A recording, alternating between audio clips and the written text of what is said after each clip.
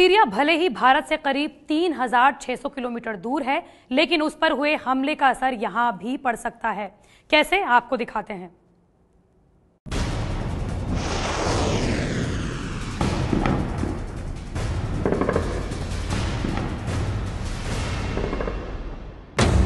Syria पर America ने हमला तो कर दिया, लेकिन इसका असर करीब 3643 किलोमीटर दूर भारत पर भी पड़ेगा।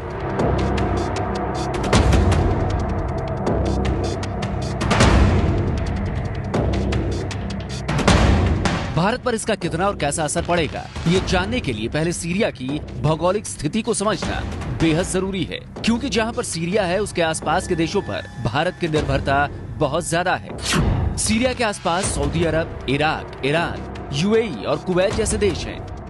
भारत अपनी तेल की जरूरतों को पूरा करने के लिए इन्हीं देशों पर निर्भर है। भारत हर साल औसतन करीब 5,00,000 करोड़ रुपए का कच्चा तेल आयात करता है। यानी कच्चे तेल की कीमतों में इजाफा होगा तो जाहिर तौर पर भारत में भी तेल महंगा हो सकता है।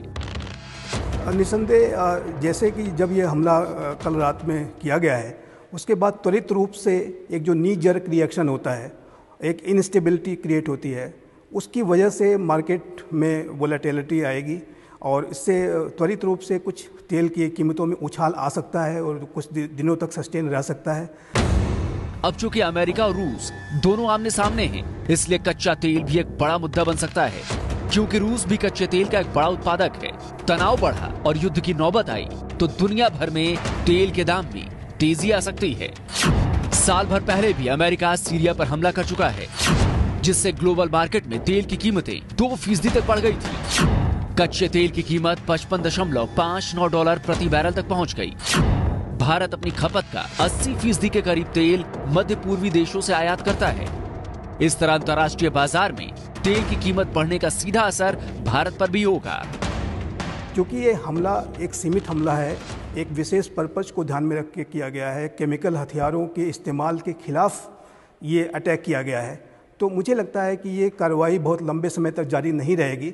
तो उसकी वजह से जो अस्थिरता का माहौल है वो भी लंबे समय तक जारी नहीं रहेगा। ये अस्थिरता धीरे धीरे कम होगी और फिर जो मार्केट में जो ऑयल के जो प्राइसेस हैं उसमें स्टेबिलिटी आ जाएगी।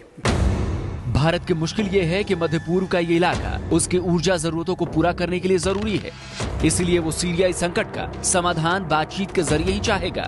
हालांकि भारत सीरिया में हुए केमिकल अटैक की निंदा कर चुका है, लेकिन भारत की इसके आगे जाने की संभावना कम है। जानकारों का मानना है कि भारत खामोश रहना ही बेहतर समझेगा। मुझे लगता है कि भारत का रोल एक स्टेबलाइजर के रूप में होगा।